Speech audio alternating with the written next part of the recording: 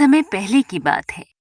एक साहूकार के 7 बेटे और उनकी एक बहन करवा थी। सभी सातों भाई अपनी बहन से बहुत प्यार करते थे, यहाँ तक कि वे पहले उसे खाना खिलाते और बाद में स्वयं खाते थे। एक बार उनकी बहन ससुराल से मायके आई हुई थी। शाम को भाई जब अपना व्यापार व्यवसाय बंद करके घर आए तो देखा कि उनकी बहन बहुत व्याकुल थी।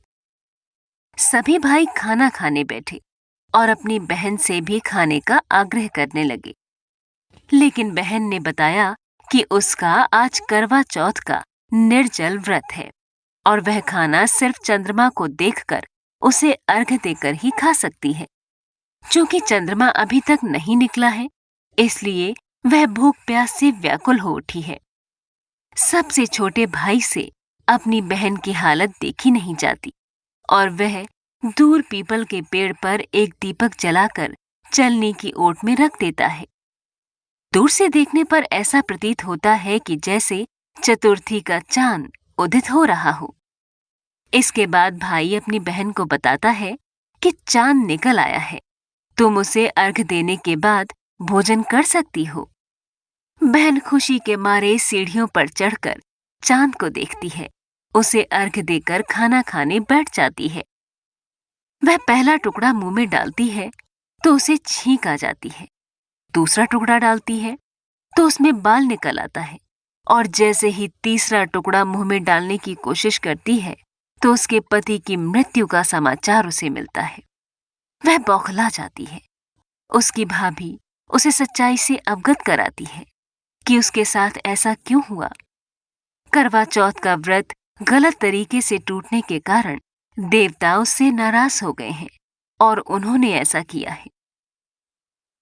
सच्चाई जानने के बाद करवा निश्चय करती है कि वह अपने पति का अंतिम संस्कार नहीं होने देगी और अपने सतीत्व से उन्हें पुनर्जीवन दिलाकर रहेगी।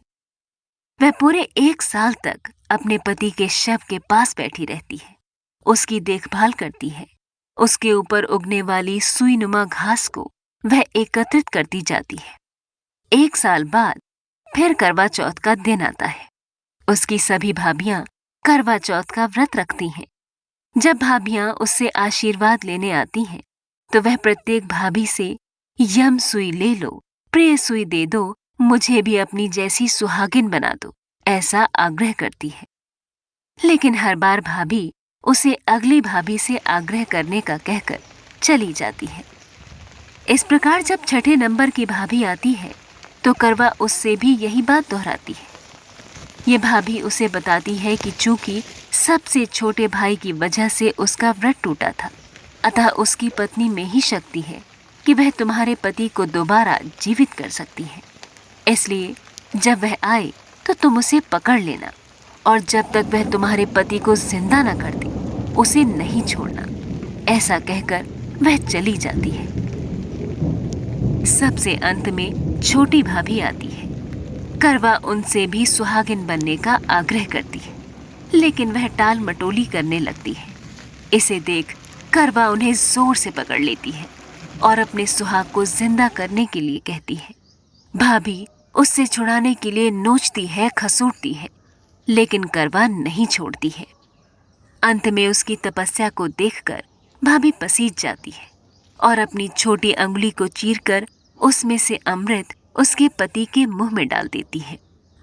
करवा का पति तुरंत श्री गणेश कहता हुआ उठ बैठता है। इस प्रकार प्रभु कृपा से उसकी छोटी भाभी के माध्यम से करवा को अपना सुहाग वापस मिल जाता है।